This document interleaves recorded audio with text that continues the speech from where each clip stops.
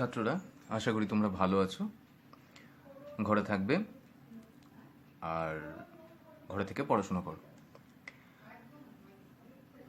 আমরা আজকে যে টপিকটা নিয়ে আলোচনা করব সেটা হচ্ছে নবম শ্রেণীর দ্বিতীয় পর্বের দ্বিতীয় পার্ট, সেটা হচ্ছে পদার্থের গঠন ও ধর্ম। এর আগের যে পোর্শনটি ছিল সেটা হচ্ছে পরমাণুর মোলের ধারণা।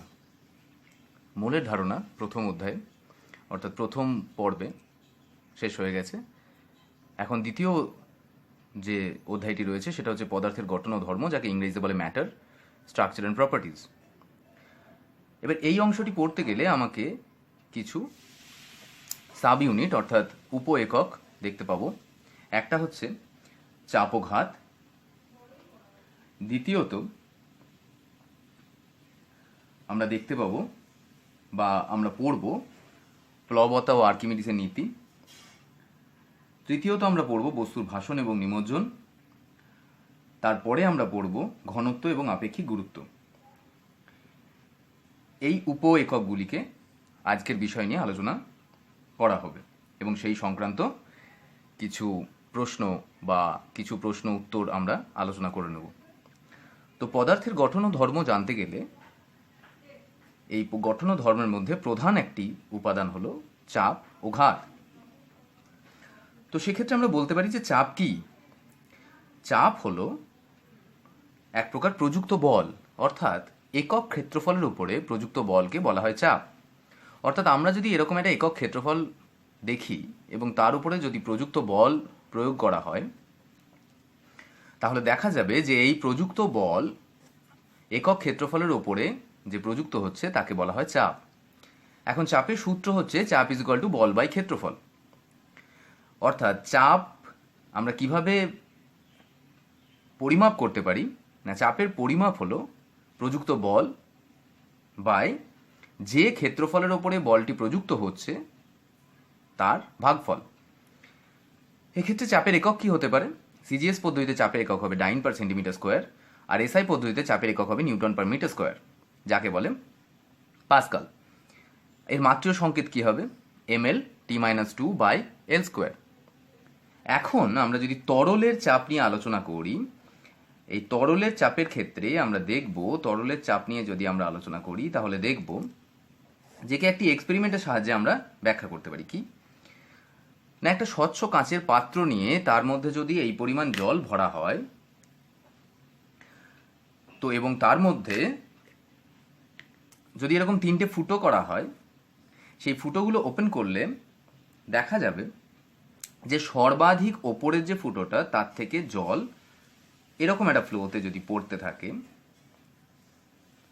তাহলে দেখা যাবে দ্বিতীয় ফুটো থেকে জল আরেকটু দূরে গিয়ে পড়ছে এবং 3 নম্বর ফুটো থেকে দেখা যাবে জল আরেকটু দূরে গিয়ে পড়ছে। এটাকে আমি একটা টেবিলের মধ্যে রেখে দিলাম।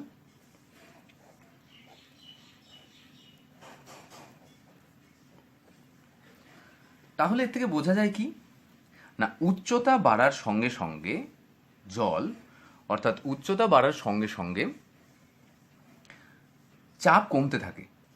সেক্ষেত্রে কি হয় না, জল যে চাপ প্রযুক্ত করে বা জল যে চাপ প্রয়োগ করে তা যত ওপর দিকে যায় তার শক্তি কমতে থাকে, অর্থাৎ প্রযুক্ত বলের পরিমাণটা কমতে থাকে। যত নিচের দিকে নামে তত প্রযুক্ত বলের পরিমাণ বাড়তে থাকে। অর্থাৎ উচ্চতা h প্রপোর্শনাল টু আমি বলবো 1/p। এখন আমরা এই যে তরলের চাপ অর্থাৎ প্রবাহী চাপ নিয়ে আলোচনা করছি, এই প্রবাহী চাপের একটি নির্দিষ্ট বিন্দুতে আমরা যদি চাপ আলোচনা করি তাহলে দেখব যে একটি নির্দিষ্ট বিন্দু, আমি ধরে নিলাম যে এখানে একটি নির্দিষ্ট বিন্দু m এবং ওই অঞ্চলের উচ্চতা যদি h ধরা হয়, তাহলে দেখা যাবে যে তাহলে উচ্চতা h হলে আমরা বলতে পারি যে তরল স্তম্ভের ওজন ইজ ইকুয়াল টু চোঙের আয়তন ইন্টু অভিকর্ষজ ত্বরণ ইন্টু তরলের ঘনত্ব। অভিকর্ষজ ত্বরণ ইন্টু তরলের ঘনত্ব।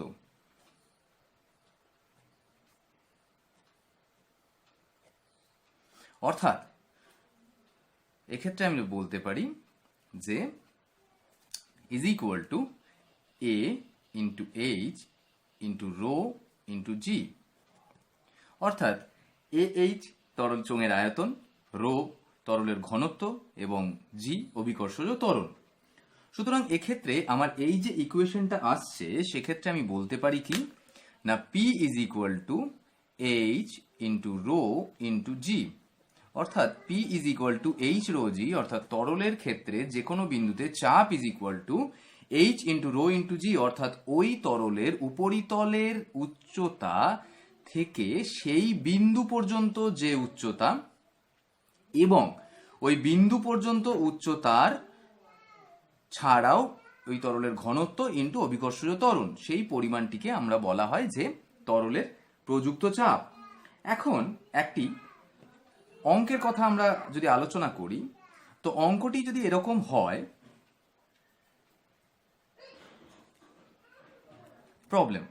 অঙ্কটি যদি এরকম হয় যে একটি হ্রদের কত গভীরে চাপ একটি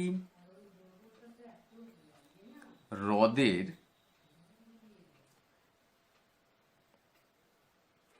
কত গভীরে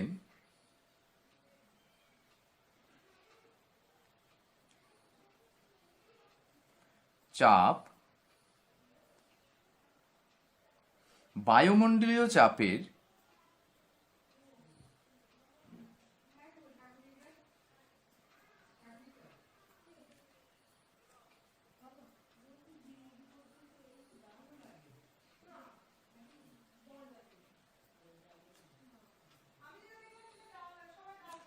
দ্বিগুণ হবে। তাহলে প্রবলেমটা যদি আরেকবার বলি, একটি হ্রদের কত গভীরে চাপ বায়ুমণ্ডলীয় চাপের দ্বিগুণ হবে, তাহলে এক্ষেত্রে ধরা যেতে পারে বায়ুমণ্ডলীয় চাপ P0 ইজ ইকুয়াল টু হচ্ছে 76 সেন্টিমিটার পারদস্তম্ভের চাপ, ইজ ইকুয়াল টু হচ্ছে 76 ইন্টু 13.6 ইন্টু 980 ডাইন পার সেন্টিমিটার স্কোয়ার। অতএব ওই হ্রদের গভীরে বায়ুমণ্ডলীয় চাপ বলা হচ্ছে যে কত গভীরে দ্বিগুণ হবে, অর্থাৎ সেই চাপকে আমরা যদি পি ধরি তাহলে পি ইজ ইকুয়াল টু কি জানি, P0 plus H rho G is equal to আমরা বলতে পারি অর্থাৎ 2P0 is equal to P0 plus H rho G. অতএব এটা এখান থেকে বলা যায় যে P0 is equal to H rho G. সেক্ষেত্রে আমরা বলতে পারি আমাদের এখানে এইচটা আননোন, অতএব বলতে পারি আমরা কি না, এইচ ইন্টু 1 ইন্টু 980, রো কারণ জলের ঘনত্ব 1, ইজ ইকুয়াল টু আমরা বলতে পারি কত, 76 ইন্টু 13.6 ইন্টু 980। অর্থাৎ এক্ষেত্রে বলা যেতে পারে অর্থাৎ 980 বলা হলো। সুতরাং বলা যায় H is equal to 1033.6 centimetre is equal to 10.336 metre. সুতরাং এই অঙ্কটাকে এইভাবে খুব সহজেই সলভ করে নেওয়া যায়। এরপরে আমরা যে জিনিসটা জানবো সেটা হচ্ছে বায়ুমণ্ডলীয় চাপ।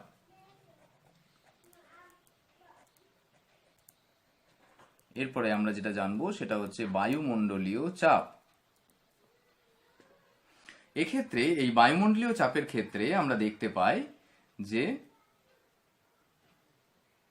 বায়ুমণ্ডলীয় চাপে অর্থাৎ কি না, বায়ুতে কোনো বস্তুর রাখলে সেই বস্তু বায়ুর ওপরে কি চাপ প্রয়োগ করে, বা বায়ুমণ্ডল একাকী সে এই গোটা পরিবেশে কি চাপ প্রয়োগ করে সেটা, অর্থাৎ নির্দিষ্ট স্থানে কোনো বিন্দু চারিদিকে যদি একক ক্ষেত্রফলের উপরে বায়ুমণ্ডল তার ওজনের জন্য লম্বভাবে যে বল প্রয়োগ করে তাকে বলা হয় বায়ুমণ্ডলীয় চাপ।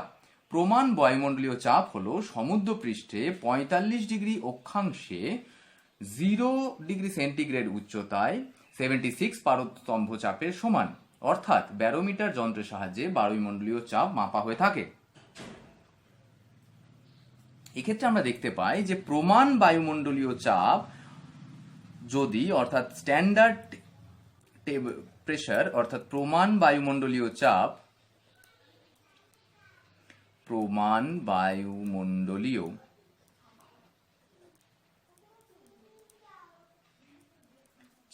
সমান আমি যদি বলি যে P is equal to H rho G, যে ক্ষেত্রে আমরা আগে সূত্রটি পেলাম, সেক্ষেত্রে বলতে চাই তাহলে আমরা বলবো কি না 76 ইন্টু 13.6 ইন্টু 980 অর্থাৎ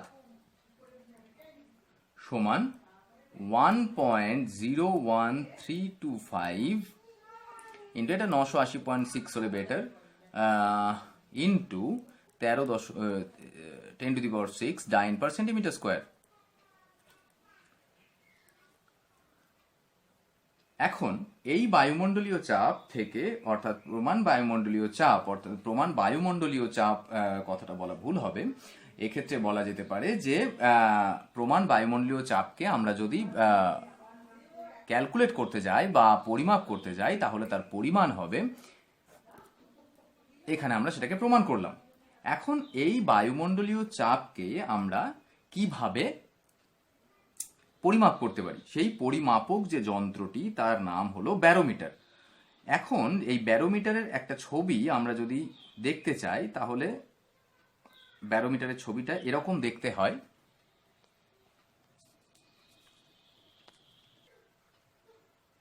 এই হলো ব্যারোমিটার। এখন ব্যারোমিটারের সাহায্যে আমরা বায়ুমণ্ডলীয় চাপকে সম্পূর্ণভাবে মেপে ফেলতে পারি। এছাড়া আমাকে আরেকটা জিনিস যে জিনিসটা পড়তে হবে যেটা বায়ুমণ্ডলীয় চাপের অন্তর্গত, সেটা হলো সাইফন। অর্থাৎ এই সাইফন প্রক্রিয়া, সেই প্রক্রিয়াটা কিরকম দেখতে হয় না, উঁচুতে একটি বস্তুকে রাখা হয়, অর্থাৎ একটি পাত্রকে কিছুটা উঁচু অংশে রাখা হয় ও নিচু অংশে আরেকটি পাত্রকে এইভাবে রাখা হয়। এখন দেখা যায় যে এই ওপরের পাত্রতে যদি তরল পূর্ণ করা হয়, এই ওপরের পাত্রটি যদি তরল পূর্ণ করা হয়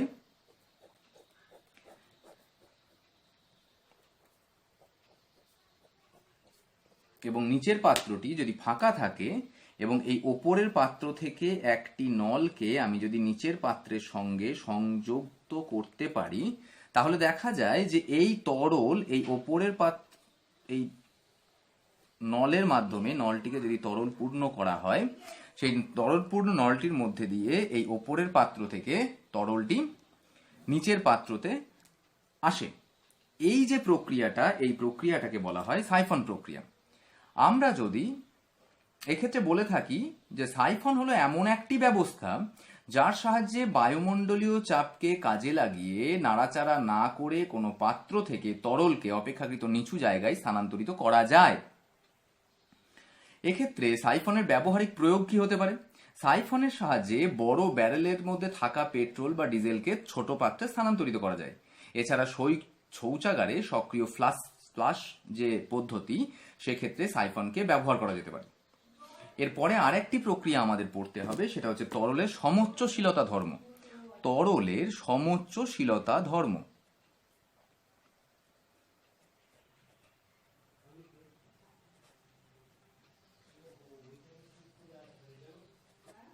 তরলের সমোচ্চশীলতা ধর্ম। এই সমোচ্চশীলতা ধর্ম আমরা জানি যে কোনো তরলকে যদি একটা অদ্ভুতভাবে আমরা এই জিনিসটাকে বিচার করতে পারি। সমোচ্চশীলতার মানে হচ্ছে আমরা যদি এইরকম বিভিন্ন পাত্র নিতে পারি যাকে একটা নির্দিষ্ট নল দ্বারা যুক্ত করা যেতে পারে, অর্থাৎ কোনো পাত্র যদি এই রকম দেখতে হয় বা কোনো পাত্র যদি এই রকম দেখতে হয় বা কোনো পাত্র যদি স্ট্রেট এই রকম হয়ে থাকে বা কোনো পাত্র যদি আরেকটু বেঁটে কিন্তু চওড়া এরকম হয়ে থাকে, সেই সমস্ত পাত্রগুলিকে আমরা যদি একত্রিত করি এবং একটি পার্টিকুলার পাত্রের মধ্যে দিয়ে আমরা যদি জল বা যে কোনো তরলকে দিই, তাহলে দেখতে পাবো সেই পাত্রটা যদি এতটা পূর্ণ হয়ে থাকে, তাহলে জলস্থল অনুযায়ী সমগ্র পাত্রগুলোই আমার এতটা অবধি ভর্তি হয়ে থাকবে, অর্থাৎ সম উচ্চতায় অবস্থান করবে। অর্থাৎ একটি তরল যদি আমরা নিয়ে থাকি, সেই তরলের উচ্চতা যদি এইচ হয়ে থাকে, একটি পাত্রে দেখা যাবে সমস্ত পাত্রেরই তরলের উচ্চতা এইচ হবে। অর্থাৎ এই ধর্মটাকেই বলা হয় জলের সমোচ্চশীলতা ধর্ম, অর্থাৎ সম উচ্চশীলতা, অর্থাৎ সম উচ্চে অবস্থান। তরলের এই সম উচ্চতায় অবস্থানকেই বলা হয় তরলের সমোচ্চশীলতা ধর্ম। এই ধর্মকে কাজে লাগিয়ে সাধারণত যেটা আমাদের ব্যবহারিক প্রয়োগের মধ্যে রাখা হয়, সেই ব্যবহারিক প্রয়োগটি হলো যে আমরা যে আমাদের শহরে যে জল সরবরাহ হয়, অর্থাৎ শহরে যে জল সরবরাহ হয়,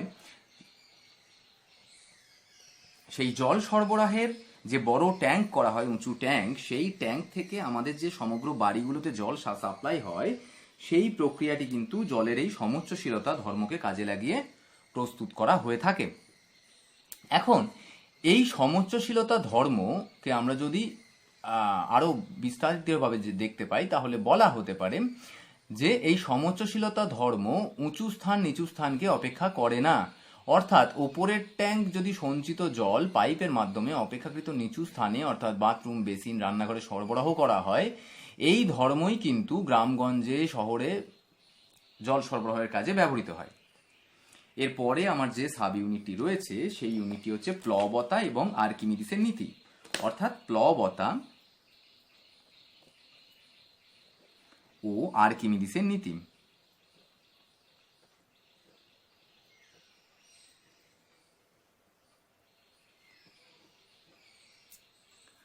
এখন প্লবতা আর্কিমিডিসের নীতি জানার আগে আমরা এই সাইফন এবং তরলের সমোচ্চশীলতা ধর্ম সংক্রান্ত দু চারটে ছোট প্রশ্ন জেনে নেব।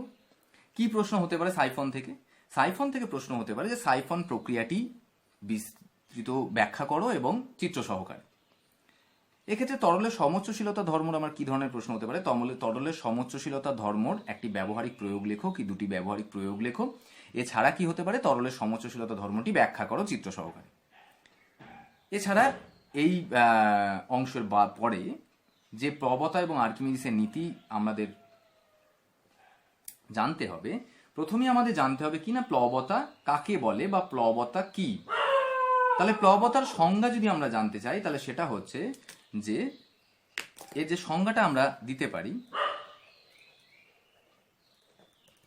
সংজ্ঞাটা হলো কি না, কোন স্থির তরলে কোনো বস্তুকে আংশিক বা সম্পূর্ণভাবে নিমজ্জিত করলে তরল ওই বস্তুর ওপরে ঊর্ধ্বমুখী বল প্রয়োগ করে। অর্থাৎ আমরা যদি এই রকম একটি পাত্র নিই, সেই পাত্র নিয়ে আমরা এতটা জলপূর্ণ করলাম এবং সেই জলপূর্ণ করে তার মধ্যে একটি বস্তুকে আমরা আংশিকভাবে নিমজ্জিত করলাম। এখন এই আংশিক নিমজ্জনের পরে এই বস্তুটা তরলের উপরে একটি নির্দিষ্ট চাপ প্রয়োগ করবে, অর্থাৎ এই বস্তুটি তরলের উপরে একটি নির্দিষ্ট চাপ প্রয়োগ করলে তরল যে বিপরীতমুখী চাপ প্রয়োগ করে, অর্থাৎ ওই বস্তুর ওপরে তরল ঊর্ধ্বমুখে যে বল প্রয়োগ করবে, এই পার্টিকুলার বলটিকে, অর্থাৎ এই বলটিকে বলা হয় প্লবতা বল। অর্থাৎ প্লবতা বল সর্বদা বস্তু দ্বারা প্রযুক্ত বলের বিপরীত অভিমুখে কাজ করে।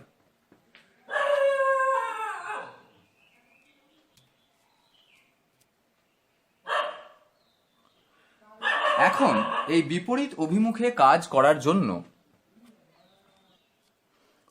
অর্থাৎ বিপরীত অভিমুখে কাজ করে। এখন এই প্লবতা বল অনুযায়ী আমরা দেখতে পাই যে এই প্লবতা বলের ওপরে ভাসনের এবং নিমজ্জন, অর্থাৎ কোনো বস্তুর ভাসন এবং নিমজ্জন সম্পূর্ণ নির্ভর করে প্লবতা বলের উপরে। এখন ভাসন ও নিমজ্জন জানতে গেলে, বস্তুর ভাসন এবং নিমজ্জন জানতে গেলে, ভাসন ও নিমজ্জন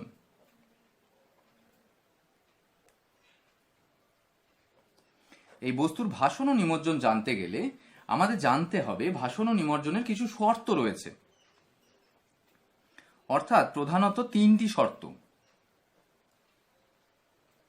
এই শর্তগুলো কিভাবে কাজ করে না, ভাসন ও নিমজ্জন হবে কি হবে না, অর্থাৎ কোনো বস্তু কোনো তরলে ভেসে থাকবে না নিমজ্জিত হবে, সেই প্রক্রিয়াটি অর্থাৎ সেই শর্তটি সেই প্রক্রিয়াটি নির্ভর করে 3টি শর্তের উপরে। কি কি না, যদি কোনো তরল অর্থাৎ এই যদি কোনো পাত্রের মধ্যে আমি কোনো বস্তুকে নিমজ্জিত করি, তাহলে এটা যদি W1 হয় এবং এই হলো আমার তরল, এখন ওই বস্তুর ওজন যদি W হয় এবং নিমজ্জন করে দেওয়া হলো তরলের দ্বারা অপসারিত তরলের, ওই অবস্থায় বস্তু দ্বারা অপসারিত তরলের ওজন যদি W1 হয়, ওই বস্তুর দ্বারা অপসারিত তরলের যে ওজন সেটা যদি W1 হয়, তাহলে দেখা যায় অর্থাৎ এটা W1 এবং এই বস্তুর তরল এটা যদি W2 অর্থাৎ অপসারিত তরলের ওজন।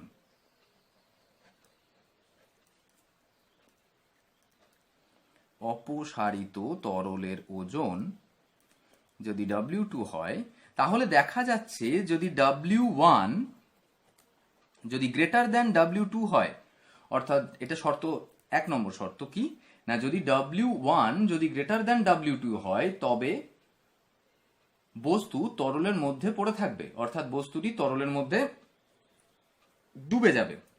2 নম্বর শর্ত কি, যদি W1 লেস দ্যান W2 হয়, এটা অর্থাৎ এক্ষেত্রে কি হবে, ডুবে যাবে। এক্ষেত্রে কি হবে, ভেসে থাকবে। কেন না, W1 অর্থাৎ বস্তুর ওজনটা যদি অপসারিত তরলের ওজনের চেয়ে যদি কমে যায়, তাহলে বস্তুটি ভেসে থাকবে। 3 নম্বর শর্ত, যদি W1 ইজ ইকুয়াল টু যদি W2 হয়, তাহলে দেখা যাবে যে তরলের মধ্যে ওই বস্তুটি নিমজ্জিত অবস্থায় যে কোনো স্থানে ভেসে রয়েছে, অর্থাৎ 3 নম্বর শর্ত অনুযায়ী ছবিটা এরকম দেখা যাবে যে যদি বস্তুটার মধ্যে তরলটার মধ্যে বস্তুটাকে এইভাবে ডুবিয়ে রাখা হয়, তাহলে এই রকম জায়গাতে যে কোনো জায়গায় সে ভেসে থাকবে, অর্থাৎ তরলের মধ্যে নিমজ্জিত অবস্থায় যে কোনো অংশে সে ভেসে থাকবে। অর্থাৎ এক্ষেত্রে দেখা যায় যে তরলের নিমজ্জন এবং ভাসন সম্পূর্ণ নির্ভর করে এই ভাসনের শর্তের উপরে। এর মধ্যে আমরা যে জিনিসটা আরেকটা জিনিস জেনে নেব, সেটা হচ্ছে আর্কিমিডিসের নীতি। আর্কিমিডিসের নীতি আমাকে কি বলে না, আর্কিমিডিসের নীতি আমাকে বলে যে কোনো বস্তুর আর্কিমিডিসের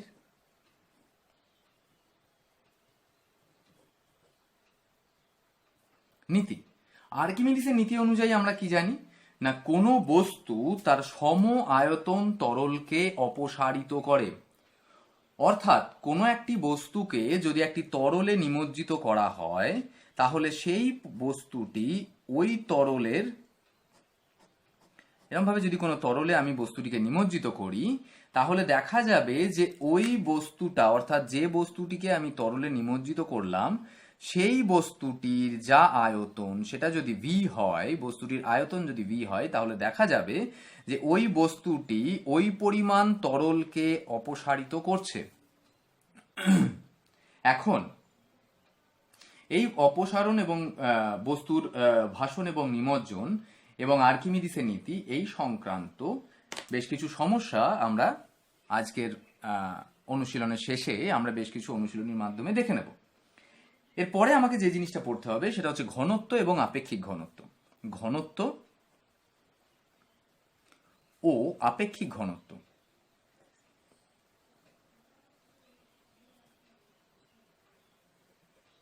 অর্থাৎ কোনো বস্তুর ঘনত্ব কি, কোনো বস্তুর ঘনত্ব হলো কোনো একটি বস্তুর মধ্যে যে পরিমাণ পদার্থ আছে তার একক আয়তনে উপস্থিত পদার্থ। অর্থাৎ খুব সহজ ভাষায় বলতে গেলে কোনো বস্তুর একক আয়তনের পদার্থের ভর, একে আমরা ডি অর্থাৎ ডেনসিটি দ্বারা প্রকাশ করা হয়। তাহলে সেক্ষেত্রে ডি ইজ ইকুয়াল টু কি হবে, এম অর্থাৎ মাস মানে ভর বাই আয়তন অর্থাৎ ভি, ভলিউম অর্থাৎ density is equal to mass by volume অর্থাৎ D is equal to M by V. এই হচ্ছে তরলের ঘনত্বের একটি সম্পর্ক। এক্ষেত্রে একক কি হবে তরলের ঘনত্বের? সিজিএস ইউনিটে তরলের একক হবে, তরলের ঘনত্বের একক হবে গ্রাম পার সিসি। এক্ষেত্রে এসআই একক কি হবে? Kilogram per metre cube. অর্থাৎ ঘনত্বের একক সিজিএস পদ্ধতিতে গ্রাম পার সিসি এবং এসআই পদ্ধতিতে কিলোগ্রাম পার মিটার কিউব। এখন কোন পদার্থের আপেক্ষিক গুরুত্ব কি? তাহলে এই তো আমার গেল ঘনত্ব। ঘনত্ব কাকে বলে? না কোনো পদার্থের একক আয়তনের যে ভর, কোনো পদার্থের বা কোনো বস্তুর একক আয়তনের যা ভর তাকে বলা হলো ঘনত্ব। তাহলে সেক্ষেত্রে আপেক্ষিক ঘনত্ব কি? আপেক্ষিক ঘনত্ব হচ্ছে কোনো পদার্থের যা ভর, সেই ভরকে যদি 4 ডিগ্রি সেন্টিগ্রেড উষ্ণতায় রাখা জলের ঘনত্ব দিয়ে ভাগ করা হয় তাহলে সেই ঘনত্বকে বলা হয় আপেক্ষিক ঘনত্ব। অর্থাৎ আপেক্ষিক ঘনত্ব is equal two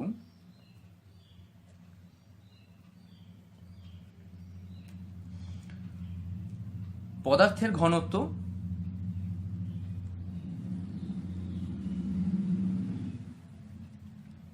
by 4 degree সেন্টিগ্রেডে থাকা জলের ঘনত্ব।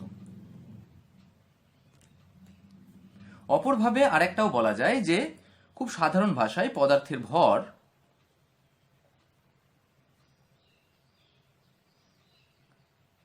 বাই 4 ডিগ্রি সেন্টিগ্রেডে থাকা জলের সম আয়তনের ভর।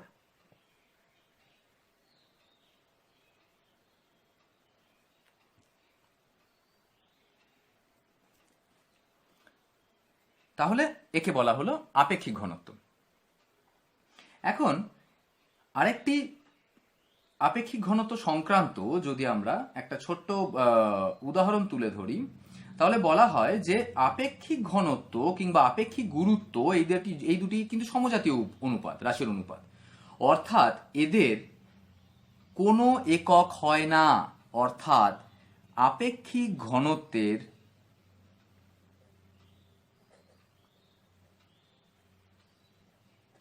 কিন্তু এককবিহীন রাশি।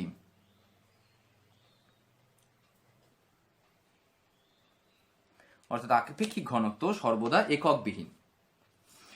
এরপরে আমরা যে অংশ নিয়ে আলোচনা করব সেই অংশগুলি পরের দিনে দেখা যাবে, অর্থাৎ পরের দিনের ক্লাসে হবে। সেটা হচ্ছে পৃষ্ঠটান, পৃষ্ঠটান ছাড়াও সান্দ্রতা, এছাড়া আমাকে যে জিনিসটা পড়তে হবে সেটা হচ্ছে বার্নৌলির নীতি এবং স্থিতিস্থাপকতা। এই অংশগুলি পরের দিন আমরা আলোচনা করব। এবং এছাড়া এক্ষেত্রে কিছু প্রশ্ন, অর্থাৎ এখন অবধি যা হলো অর্থাৎ ঘনত্ব ও আপেক্ষিক ঘনত্ব, এই সংক্রান্ত কিছু প্রশ্ন এবং সেই প্রশ্নের কিছু অ্যান্সার হিন্ট আমরা কিন্তু দিয়ে দেব। অর্থাৎ এক্ষেত্রে আমরা অ্যান্সার হিন্টটা অর্থাৎ অনুশীলনী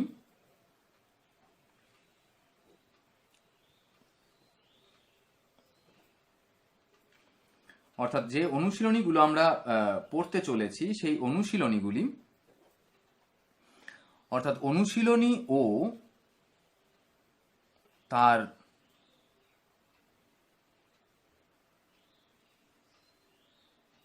উত্তরের সূত্র